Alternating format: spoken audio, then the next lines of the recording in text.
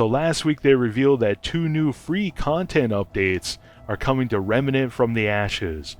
The first one came out yesterday, September 12th, which added adventure mode and some significant changes and improvements to armor and also some gear. Now the second free content update for Remnant from the Ashes is going to be coming out September 19th, and this one's called Letos Lab. So during the build up to adventure mode, they actually invited in, I think his name is Admiral Boogaloo or something, a Twitch streamer, and he did like a 2-hour stream with the devs at Gunfire. During that stream, they actually revealed quite a few different things that they are working on as far as new content for Remnant from the Ashes. Hey guys, this is Chris with B&B Gaming. Welcome back, and I hope you're doing awesome today.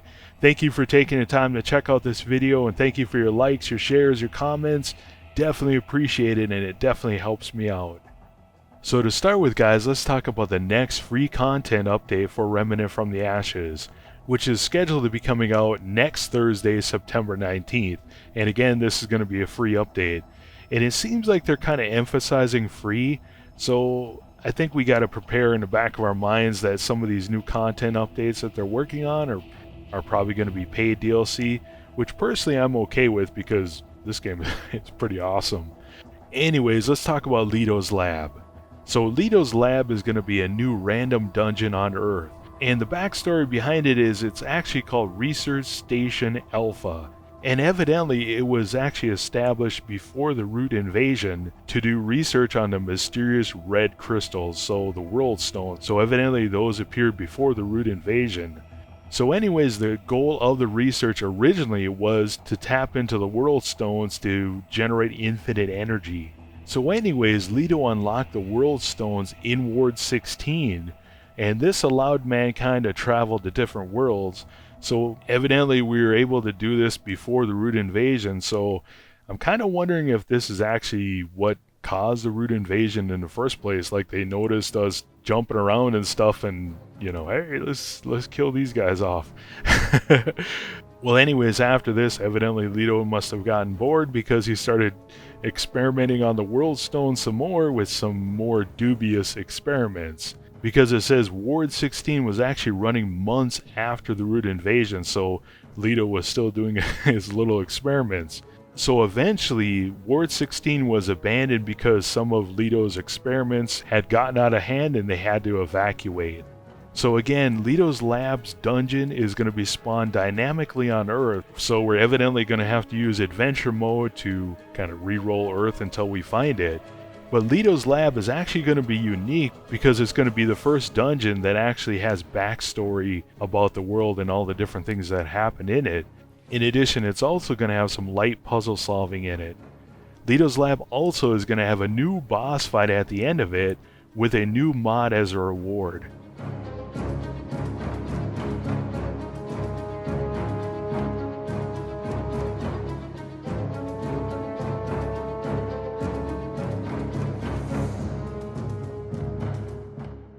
Gunfire also showed off a new armor set.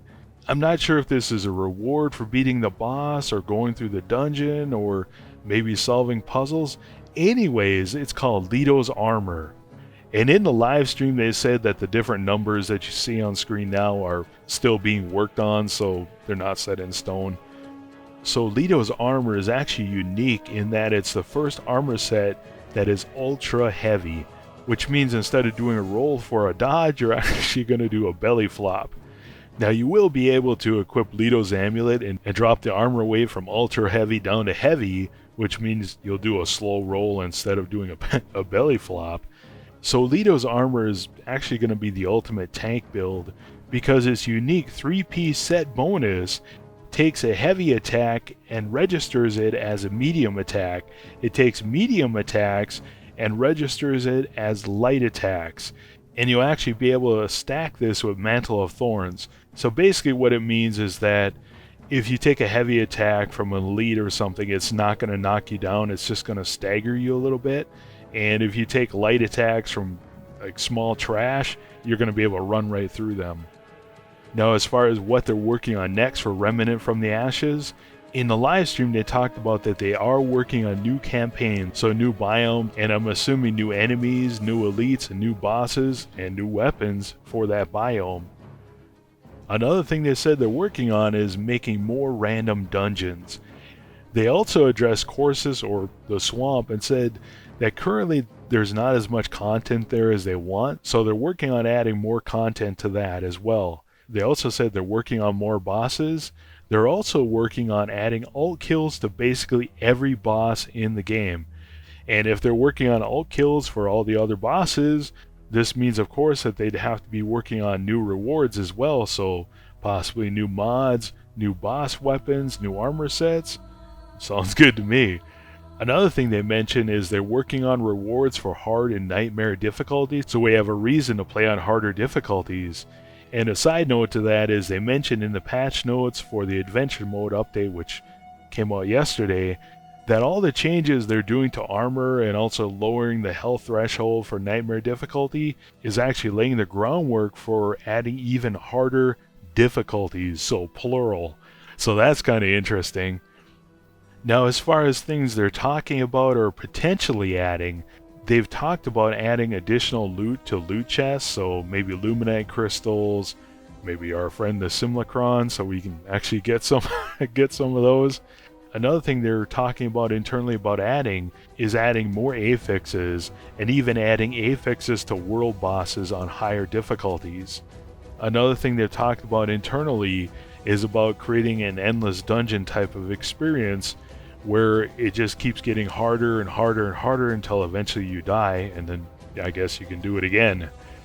So at this point you're probably wondering, when's this stuff coming out?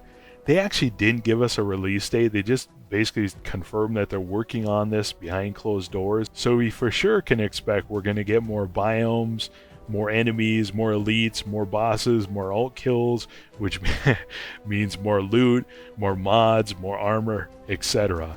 Now, along with this, they said their priority right now is just continuing to work on the game, to refine it, to make sure it's running butter smooth on all platforms, and just continue to modify the loot to the point where it's a lot of fun, but there's no super OP builds out there. So they're just going to keep refining that. So it sounds like to me we can probably expect more patches coming out. So what do you guys think? Let me know in the comments below. What content would you be most excited for them to add? New worlds, new enemies, new ult boss kills, new weapons, etc. Let me know what you think. I think for me the ideal would be more biomes, no more worlds, more enemies, more loot. I've had so much fun playing this with other people and even just playing it by myself. I think what's special about this game is every once in a while you get those boss fights or those encounters where you think to yourself, I don't know if I can beat this, and you try it over and over and over again, and in the back of your mind you're thinking, okay, maybe I'll try this, maybe I'll try that, and then finally you beat it, and it's just an amazing feeling. I think they just nailed that down. Two things they did in the adventure mode update that I really like, actually three I really like. The first thing is they added the dead zone slider for analog sticks on controller. Huge difference. The next thing they did is they decreased the health multiplier for nightmare mode from 300% down to 250, so the enemies aren't quite as spongy.